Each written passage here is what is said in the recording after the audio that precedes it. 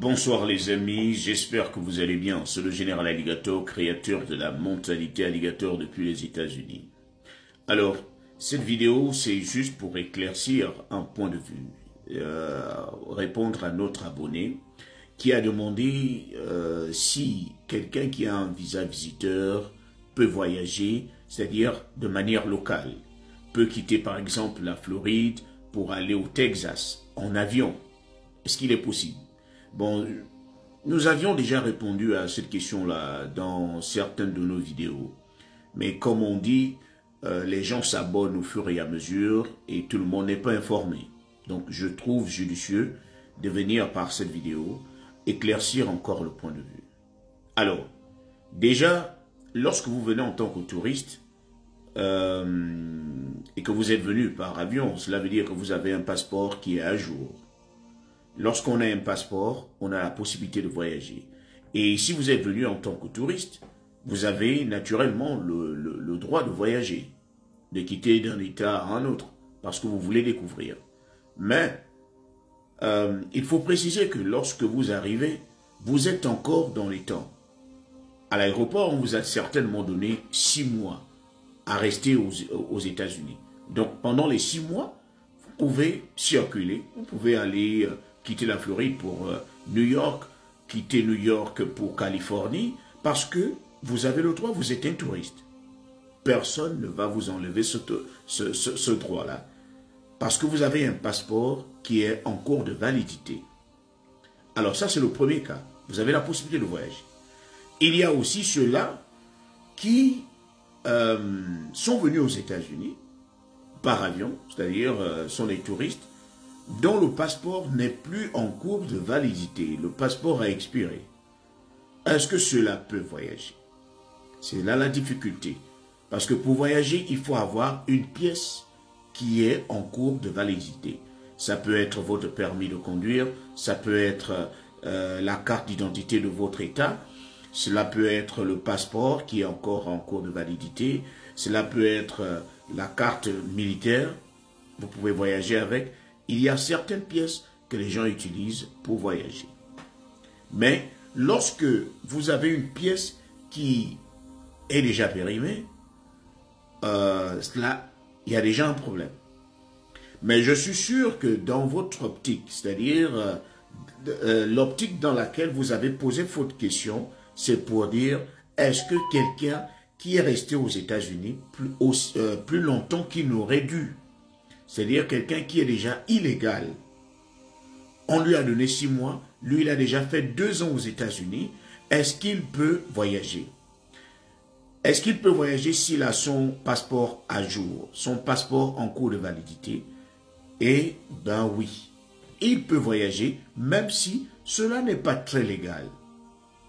Mais il peut voyager.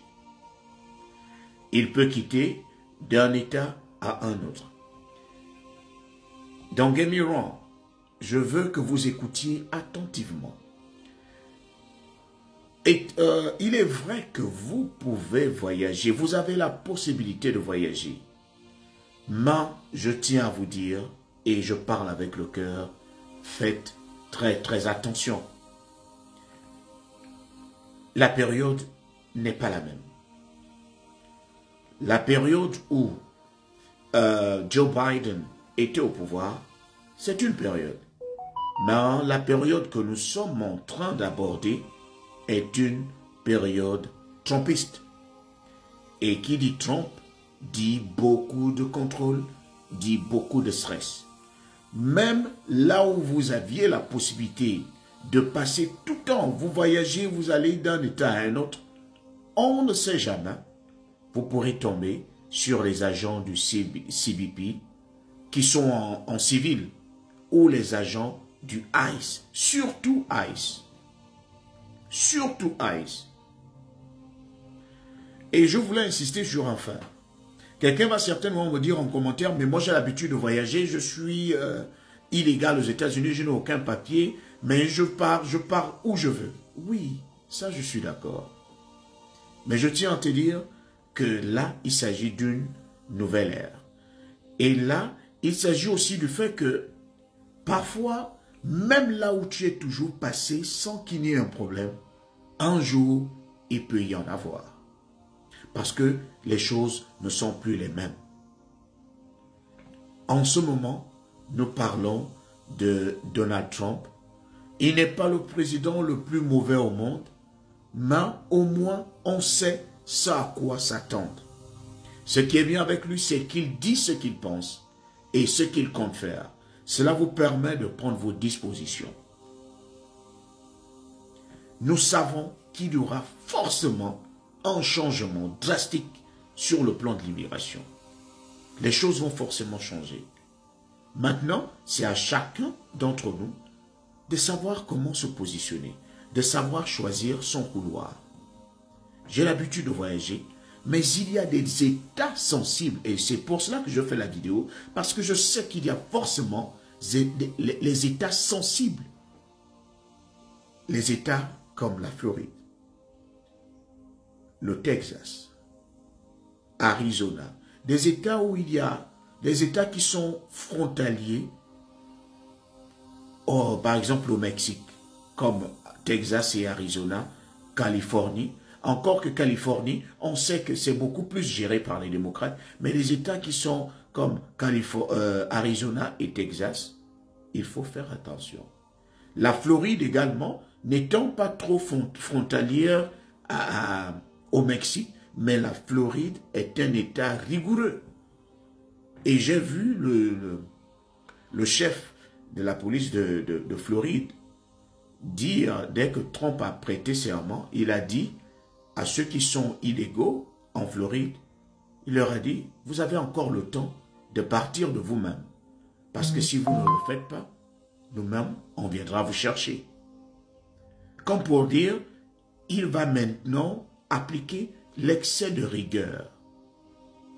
C'est pour cela que je suis en train de vous dire, les gens ont l'habitude de voyager, ceux qui sont illégaux ont l'habitude de voyager, mais est-ce que c'est tous les jours qu'ils auront la possibilité de voyager?